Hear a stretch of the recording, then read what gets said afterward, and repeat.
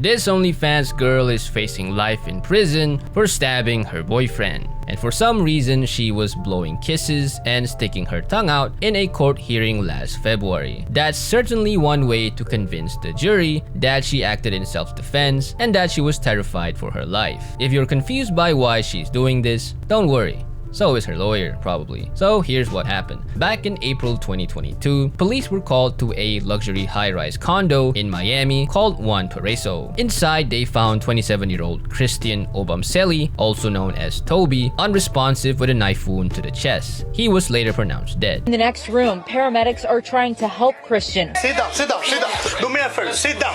Do not move. Why are you yelling at me? Do not move. Why are you yelling at me? Do not move, sit down. Okay. Oh my god, oh my god. Courtney is begging to see him, but police explain she cannot go back inside because the apartment is considered a crime scene. The person responsible was his girlfriend, Courtney Clenny, known online as Courtney Taylor. She's a TikToker, Instagram model, and OnlyFans creator with about 2 million Sims across platforms. Some people would call them followers. She reportedly made around $1.8 million from OnlyFans in 2021 alone. That's more than most surgeons make. But to be fair, she did kind of perform a surgery on her boyfriend just without the license, consent, and survival rate. Bodycam footage from that night shows Courtney covered in blood, claiming she was trying to save him. At one point, she says, "He's like my other half." I'm covered in his blood because I'm trying to save him. I understand I'm trying to save him. I understand that. And if I don't and you can't, then what will I do with him? Alright. I need him. He's like my other half. Interesting choice of words, considering she's the reason he's no longer whole. Her defense was self-defense. She claimed Toby pushed her and threw her to the floor, and in response, she grabbed a knife and threw it at him from about 10 feet away. You know, as you do. Here's where that story starts to fall apart. The medical examiner concluded that the fatal wound was caused by a forceful downward thrust, a stab that went 3 inches deep and pierced a major artery. Investigators said this wound could not have been caused by a knife thrown from 10 feet away. The defense tried to counter at the October 2024 bond hearing. They presented a video of an expert knife thrower who threw 6 knives at a pig carcass from 5 to 6 feet away. 3 of the 6 pierced the carcass and 1 went 5 inches deep. The defense expert testified this was consistent with Toby's injury. The problem is, as the prosecutors pointed out, Courtney claims she threw from 10 feet away, not 5 to 6, and the expert knife thrower was significantly bigger than Courtney. So they proved that a bigger, stronger person with professional knife throwing skills could maybe replicate the wound from half the distance she claimed. Compelling argument. The victim's family attorney called it inconsistent with common sense. That's lawyer speak for, "Are you fucking serious right now?"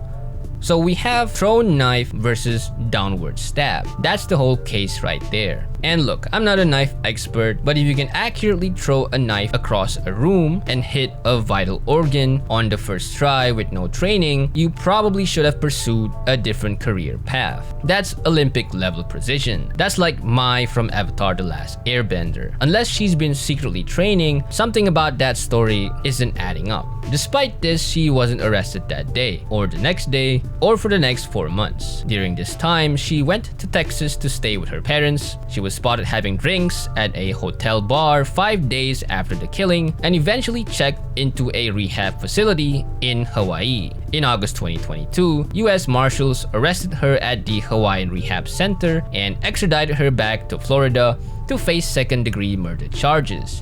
So basically, she kinda got a 4-month tropical vacation between the incident and the arrest.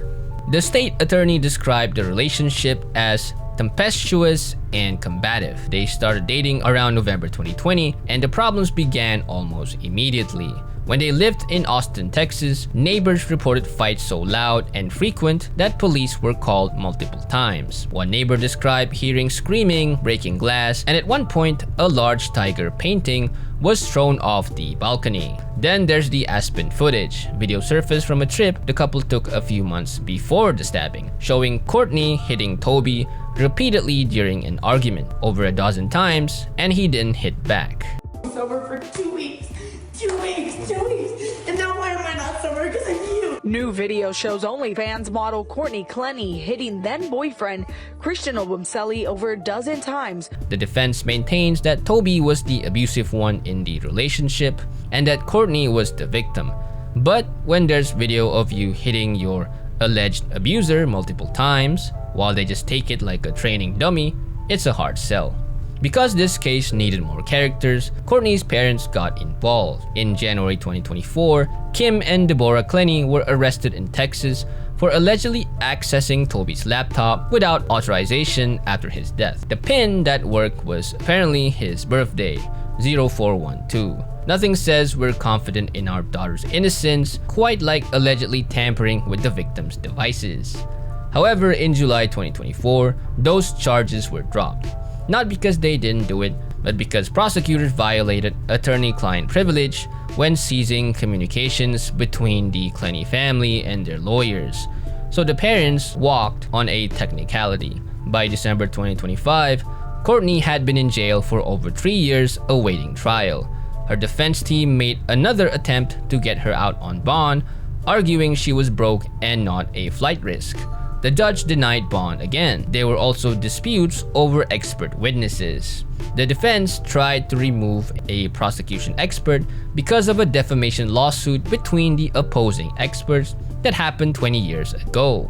The judge said no. These experts apparently have their own drama separate from the murder trial. On the evidence front, most of these secret recordings Toby made of Courtney were ruled inadmissible because Florida requires two-party consent.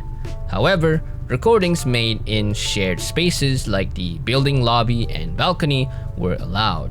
In one of those recordings, Courtney can be heard saying this. Actually, not having a good day, where I actually literally want to kill you, but you don't take me seriously.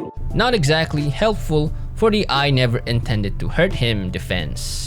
So we arrive at the court appearance from last February, where she went viral again. Before the motions hearing even started, cameras caught Courtney sticking out her tongue, blowing kisses at people in the gallery, and making faces. Because when you're 3.5 years into pre-trial detention for murder, clearly the best move is to treat the courtroom like a photo op. There are also reports that she joked about taking boyfriend applications while in custody. Her entire defense rests on the claim that she was a terrified abuse victim who acted in desperation, that she was so scared for her life she had no other choice. Blowing kisses and doing duck face for the cameras doesn't exactly communicate that energy. The trial is officially set for April 27, 2026.